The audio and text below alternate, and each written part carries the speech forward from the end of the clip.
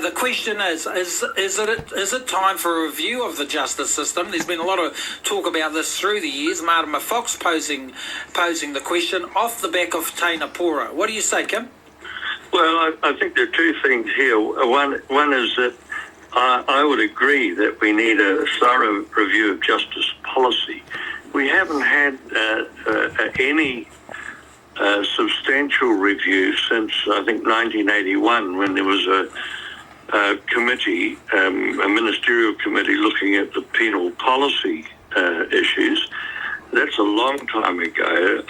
Mel Smith back in, I think, about 1995, when he was, just before he retired as Ombudsman, called for a review, perhaps a royal commission to look at justice policy.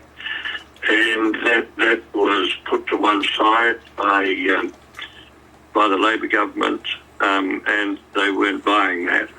I think the need is becoming desperate, because the problem with the neoliberal market society that we live in is that it's morally bereft.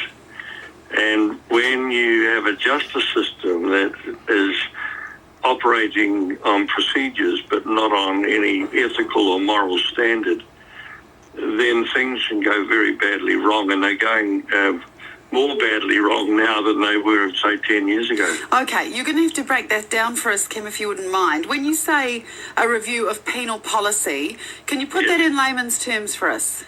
Well, yeah, look, back in 1981, people realised the prisons weren't working, that they weren't doing what they were supposed to be doing, that there were far too many going to prison, and there was a major review by some pretty important people. There were judges and a retired police commissioner, and they came up with a very good report, which was totally ignored. But there's been nothing broader than that, and that's the point I think I'm making, is that we need to look at the complete criminal justice system and saying, what is it actually that we're trying to do here? And nobody has grappled with that for a very long time. What we have done is done things like introducing the reducing reoffending strategy, which is an operational thing. But you can't run an operation and you can't run processes unless you have some underlying principles and values, and we're missing those at the moment. So what I'm hearing you're saying, Kim, is that we need to go right back to the start and understand better why we put people in jail? Is that what you're saying? Yes, we need to have that debate and say, well, we know that, prisons are a cause of crime, so we need to limit their use in such a way that we reduce reoffending through prisons rather than increase it. And there's a whole lot of other issues around it. How do we treat prisons? How do we treat victims? I mean, the government's been a very long time addressing the rights and needs of victims in legislation. So there is a lot of stuff. And I was disappointed. I mean, what's happened lately, Ali, is that with the reduction of eligibility for legal aid, you're seeing people line up at the court who don't have any money, who choose not to get legal advice, and who plead guilty because it's the only thing they know how to do, and being, convicted and sentenced to some pretty shonky charges. And I was disappointed in the Prime Minister's response that, 99% of all cases are correctly judged. Well, he doesn't know that because most of the cases aren't judged. They're simply sentenced. There's no debate that goes on about pleading guilty or not pleading guilty. And Kim, Willie was saying to me earlier, off air as it happens, that, we know that Maori and Pacific Islanders are vastly overrepresented among the prison population, but a lot of them are there for things like unpaid fines, which, and that ties into what you've just described to us, and that can't possibly be the best way to, jailing somebody can't possibly be the best way to deal with that, surely. Yeah, and I think the growing issue is that when you disadvantage people through unfair practice, like the legal aid issues, like making it harder to get out on bail. You actually disproportionately disadvantage Maori because they're overrepresented. And what happens as a result is the gap between the disadvantage for Maori and the disadvantage for non-Maori widens. And so Maori are even more disadvantaged. And we've seen that in the youth justice system where there's been a reduction in youth offending, but the gap between Pākehā youth offending and Maori has increased, so that Maori are even more overrepresented than they were.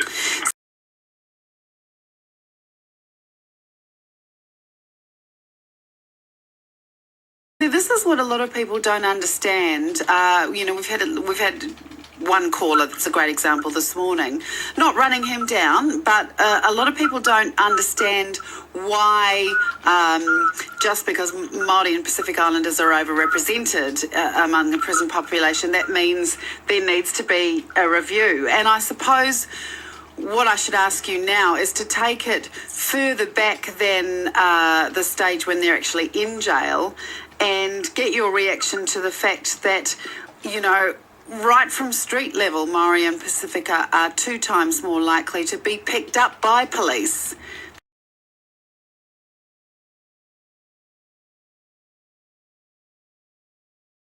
They're 2 times more likely to be convicted, and they get longer sentences.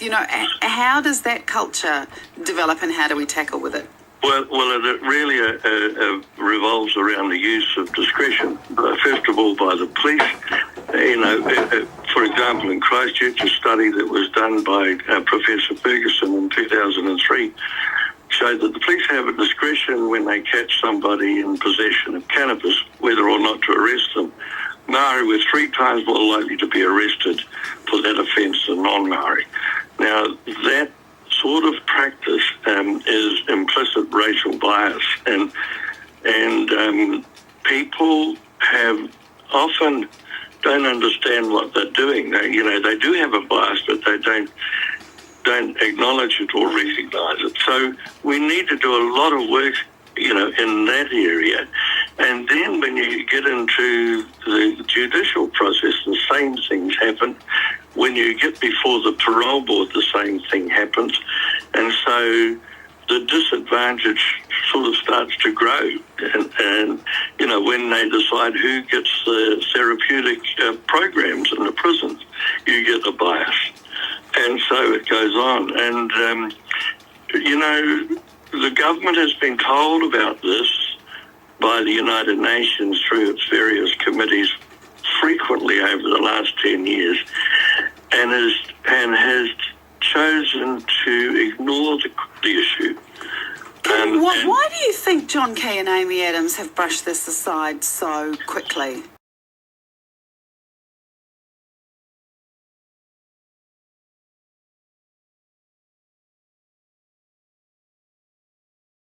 Well, I think it's a pattern that's emerged in the last 10 years.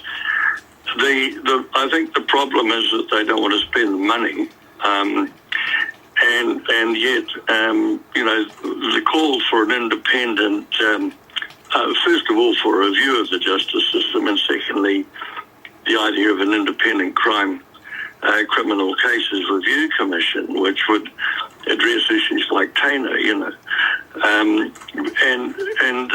I think they know that there's underneath all this, we've just got the tip of the iceberg. For Taina to get to the Privy Council, he had to have lawyers that were prepared to work for nothing. He had to have champions who were prepared to sacrifice a good portion of their lives to help them with this stuff. And that's simply impossible for most people. For most people, and for the lesser offenders, and there are hundreds of them.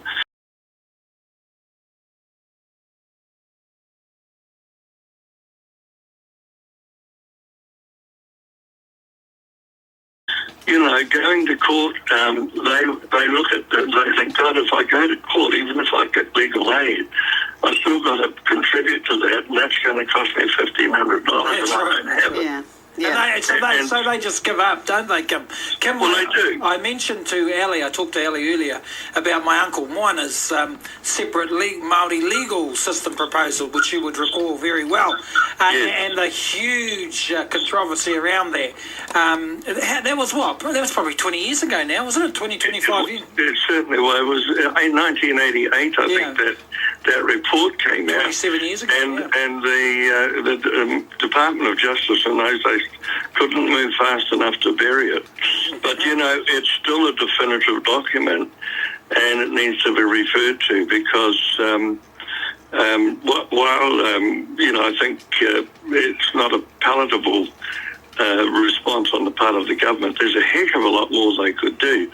In Canada, they have statutory requirement that when the new legislation is introduced before a select committee, they have a cultural impact report which looks at the potential impact of that legislation on Indigenous peoples. And I think if we had something like that in New Zealand, we need a whole lot of those sorts of things happening. But we don't look at the cultural impact, and just only last year, the Bail Act that came out, we reported to the Select Committee that twice the Maori were being refused bail at a rate twice that of non-Maori for the same offence. And they were embarrassed by it. Nobody argued with me, but they were embarrassed by it and they ignored it. And that's the point. In terms of, because I think we're running out of time, Ellie, but it's been great having you. In terms of what should happen, then there should be an overall review with obviously a special part devoted to why Maori and Pacific Island people are convicted twice the amount or imprisoned at twice the amount of Europeans. Something like that should happen, do you think? I think there needs to be a special term of reference around that because that's what's driving up the cost. And I think the other thing, Willie, is that, they talk about this magnificent reduction in crime, but the numbers in prison have gone up 500 in the last year. That's a 6.5 increase. If that carries on, we'll have a 50% increase in prison numbers over the next 10 years. Now, they're trying to say that the prison numbers have stabilised or they've dropped. Well, it's rubbish.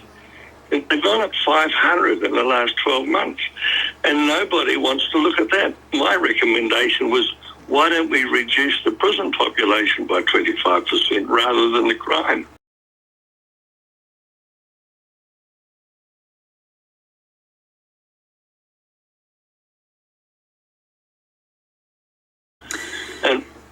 Kim, last question, because we will have to let you go and go to a break. But do you have any confidence that this latest push for an independent review commission and perhaps an overall review, a royal commission or something like that, will happen in the light of the Tainapura case? No, I think what needs... Oh dear. Let me say this. I think what will bring about that change is shame. When this country is held up as a country which discriminates against its Indigenous peoples, when it becomes a subject of international criticism, then we might see some change. But the reason they're not talking about it is because they don't want the rest of the world to know what's happening. Damning. Thank you so much, Kim Workman, member of Crime and Rethinking Crime and Punishment, and also from Victoria University. A long history, including head of the prisons for some time back in the 1990s. Thank you, Kim. Great to talk to you, Kim. And gosh, that's damning. That's That's as damning as you get, really, isn't it? Look, he's a very reasonable man. What do you think of that? 0800 Radio Live. You see, Kim works at the coalface. He knows this game. And he's saying what Ellie said. You can't you can see with Kim Workman, you can't just dismiss him as an academic. No. Yes, that's part of what he does, but he's been there, as you said, at the coalface. There's nobody really that knows better than him, He's one of the best. Justice. Mark, what's your comment on what's been said today from Kim Workman? Well, I think Kim's bang on. It's pretty much just a segregation of the poor getting poorer and ultimately end up in debtor prisons by the end of it. People can't pay, so let's lock them up. Get it that way. I mean, I think it's a sad. Pardon me. We need a full overhaul, a full review. Well, I think it's up to the individual man or woman to do their own due diligence actually, and learn what the actual words mean. I mean, legislature in New Zealand's not written in English; it's written in legalese. You have to be legally trained and a lawyer and a member of the legal society to understand those words. What the average Joe Blogg's interpretation of a word is. None of the matter. Okay, thanks for that, Mark. What do you say on it, Lorraine? Do you agree with Mark? Yes and no. His last comment, I've thought for a long time that the justice system needed an overhaul for lots of reasons, but it's all very well to say it's up to the individual man or woman, but if you're on the bones of your backside, you haven't got enough money to feed your family,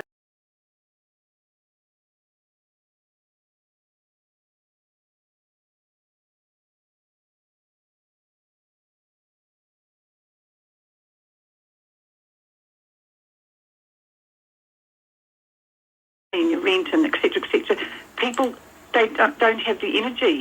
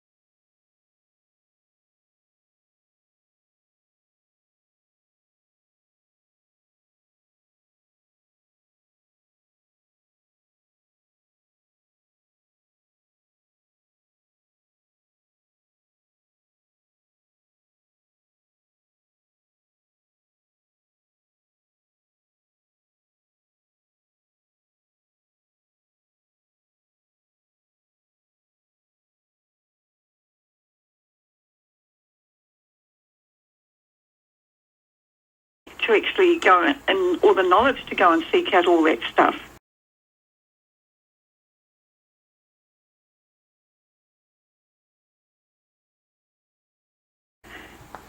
About getting legal help, and if they can't afford it, well, they just flummoxed, really. Do you know? Do you know what, Lorraine? I encountered quite a lot of exactly what you're talking about in my time hosting Fair Go.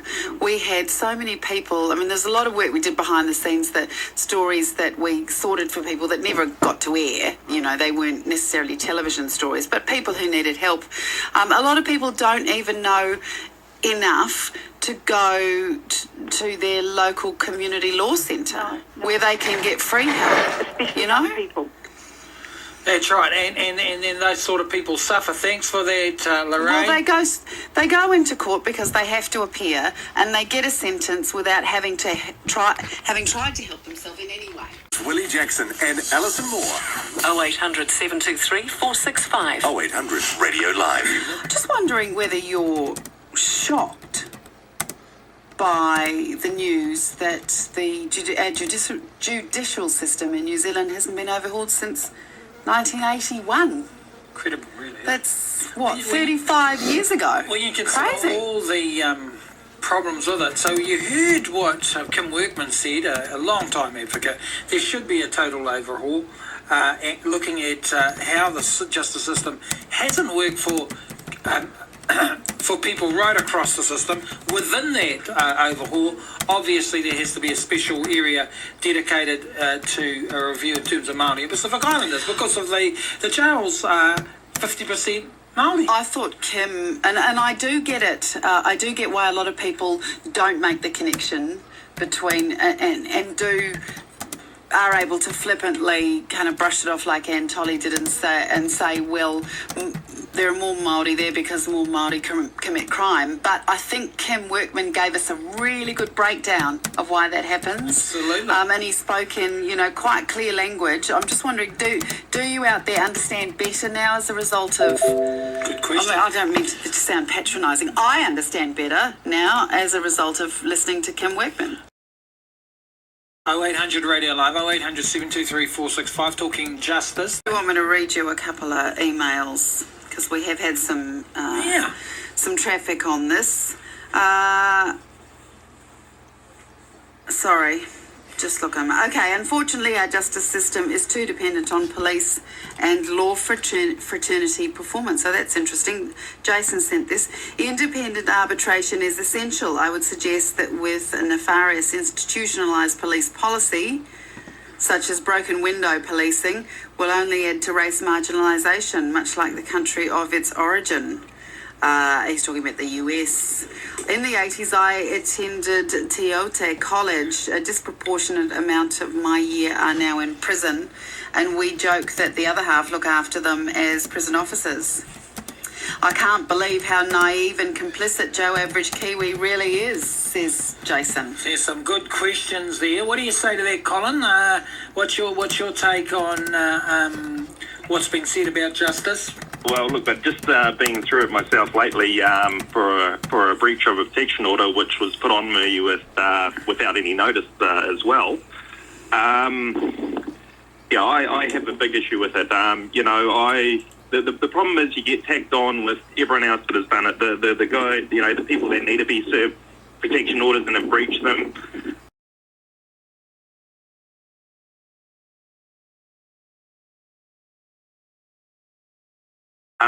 But when you just sort of go in there to say to your kids, to tell them that you still love them and that this will all be over soon, it's still seen as a breach and hence got community service for it. You got community service for it, eh? 100 hours to tell my kids that I still love them and to make sure that they're going all right at school and exams are going okay. Not good, eh? Not good. So we need a total overhaul from your perspective, right, Colin? Absolutely.